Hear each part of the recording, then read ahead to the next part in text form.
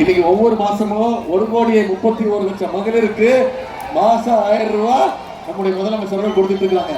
அந்த திட்டத்தை நிப்பாட்டுன்னு பாஜகவும் அதிமுகவும் ஒரு சதி திட்டம் போட்டாங்க.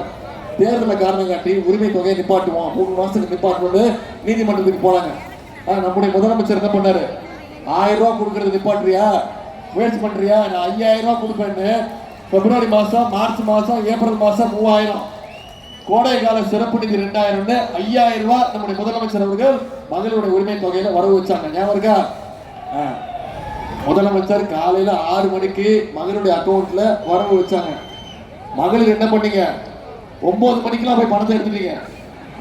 பேங்க் ஓபன் பண்றதுக்கு முன்னாடியே போயிட்டீங்க. ஏன்னா மோடி அரசு முதலமைச்சர் கொடுக்கக்கூடிய உரிமை தொகையை பேங்க்ல போய் எடுத்துருவாங்களோன்னு போய் ஷார்ப்பா எடுத்துட்டீங்க. அதே மாதிரி ஷார்ப்பா வர்ற 23ஆம் தேதி வாக்குச்சாவடிக்கு போய் வாக்குப்பெட்டியில 2வது இடம் திரு ஐபி செந்தில்குமார் இருக்கும், அதுக்கு பக்கத்துல உதயசூரியன் சின்னம் இருக்கும். அதுல வாக்களிச்சு அதிகமான வாக்கு வித்தியாசத்தை ஜெயிக்க வைக்கிற செய்வீங்களா? வாக்குப்பெட்டியில 2வது இடம், 23ஆம் தேதி 2வது இடத்துல இருப்பார் செந்தில். ஆனா வாக்கு எண்ணிக்கிற எண்ணிக்கை 4ஆம் தேதி எண்ணிக்கை திரு ஐபி செந்தில்குமார் பேர் உதயசூரியன் முதல் இடத்துக்கு வரணும். செஞ்சு கொடுப்பீங்களா?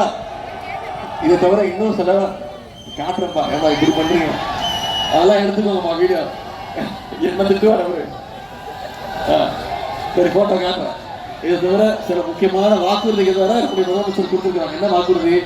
ஆட்சி அமைச்ச மகளிர் உரிமை தொகையை உயர்த்தி 2000 ரூபாய் தரேன்னு வாக்குறுதி கொடுத்துருக்கிறோம்.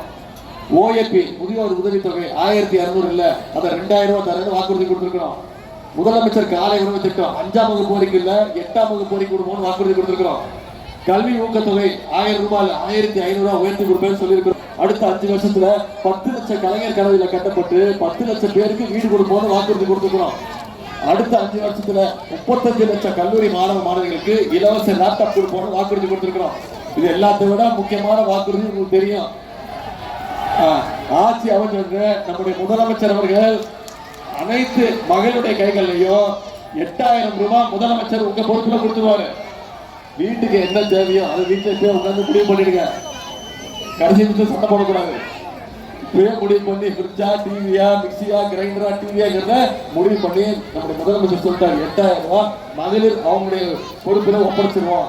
அவங்க வீட்டுக்கு என்ன தேவையோ அவங்களே வாங்கிக்கிட்டோம்னு முதலமைச்சர் உத்தரவு போட்டுருக்காங்க. இதெல்லாம் செய்யணும்னா, இதெல்லாம் நடக்கணும்னா நிச்சயம் நம்முடைய ஆட்சி அமைய போது உறுதி. அதற்கு வலு சேர்க்கிற விதமா இங்க திண்டுக்கல்ல நம்முடைய வெற்றி வேட்பாளர் ஐபி செந்தில்குமார் அவர்கள் செய்வீங்களா? சரி, போட்டோ